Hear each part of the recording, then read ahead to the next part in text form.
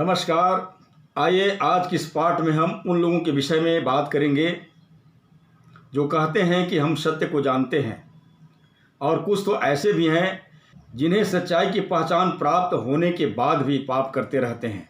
तो आइए पवित्र बाइबल के माध्यम से हम इन तमाम बातों को विस्तार से देखेंगे और जानेंगे कि इस पाठ में मेरे लिए क्या शिक्षा है, क्या सबक। तो जानने के लिए सबसे पहले हम पढ़ेंगे इब्रानी की पुस्तक 10 अध्याय वचन 26 से 31 तक। जैसे लिखा है, क्योंकि सच्चाई की पहचान प्राप्त करने के बाद यदि हम जानबूझकर पाप करते रहें तो पापों के लिए फिर कोई बलिदान बाकी नहीं। हाँ, दंड का एक भयानक बाट जोहना और आग का ज्वलन बाकी है जो विरोधियों को भस्म कर देगा। जबकि मूसा की व्यवस्था न मानने वाला 2 या 3 जनों की गवाही पर बिना दया के मार डाला जाता है, तो सोच लो कि वह कितने और भी भारी दंड के योग्य ठहरेगा। जिसने परमेश्वर के पुत्र को पांव से रौंदा और वाचा के लहू को जिसके द्वारा वह पवित्र ठहराया गया था अपवित्र जाना है, और अनुग्रह की आत्मा का अपमान किया है। क्योंकि हम उसे जानते हैं जिसने कहा कि पलटा लेना मेरा काम है, मैं ही बदला दूंगा। और फिर यह कि प्रभु अपने लोगों का न्याय करेगा। जीवते परमेश्वर के हाथों में पड़ना भयंकर बात है। इब्रानी का लेखक आज्ञा ना मानने के परिणाम को बताते हुए लिखता है, पहले आयत 26 में, क्योंकि सच्चाई की पहचान प्राप्त करने के बाद यदि हम जानबूझ करके पाप करते रहें तो पापों के लिए फिर कोई बलिदान बाकी नहीं।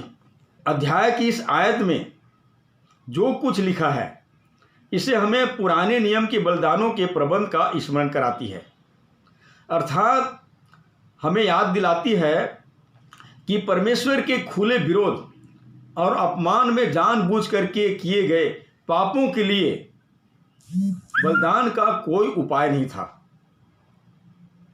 इस बात का संकेत यही है कि जो बात वहाँ थी अर्थात पुराने प्रबंध में, वही नए प्रबंध में भी है। आज हमें उत्तम प्रबंध का जो सिद्धांत मिलता है कि यदि हम अपने उत्तम प्रबंध यानी कि नए नियम की शर्तों को नज़रअंदाज करते हैं या उसकी अवज्ञा करते हैं तो हम उन लोगों को मिलने वाले दंड से भी भयंकर दंड के पात्र हो सकते हैं जो पुराने प्रबंध में रहते थे। और यहाँ जो बातें लिखी गई है यह उन्हीं के लिए लिखी गई है जिन्होंने सच्चाई को जाना या सच्चाई की पहचान प्राप्त करने के बाद भी जानबूझकर पाप करते रहते हैं। पवित्र बाइबल के अनुसार एक मसीही जब मसीह के बाहर थे तो इस जगत में आशाहीन और ईश्वर रहित थे और पाप में जीवन बिताते थे, बहुत से अपराधों को करते थे।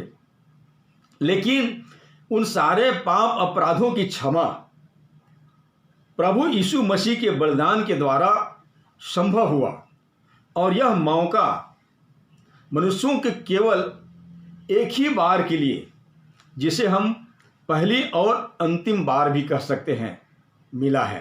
अर्थात इसके बाद के पापों के लिए न तो कोई प्रायश्चित रह जाता है और न कोई बलिदान शेष रह जाता है, क्योंकि इस सच्चाई को जानने के बाद भी कोई पाप करता रहे तो उसके लिए परमेश्वर के हाथों में पड़ना भयंकर बात मानी जाएगी।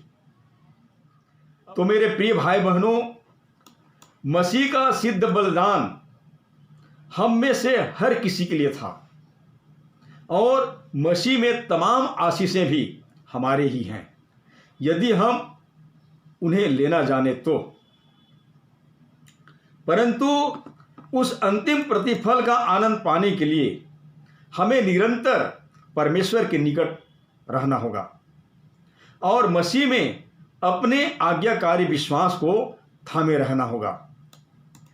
इसलिए एकमात्र यीशु ही सत्य है, यीशु ही मार्ग है और यीशु ही जीवन है, और इसी सच्चाई की एक बार पहचान प्राप्त होने के बाद कोई ऐसा वैसा पाप न करे, क्योंकि केवल प्रभु यीशु मसीह में ही आप बचाए जा सकते हैं।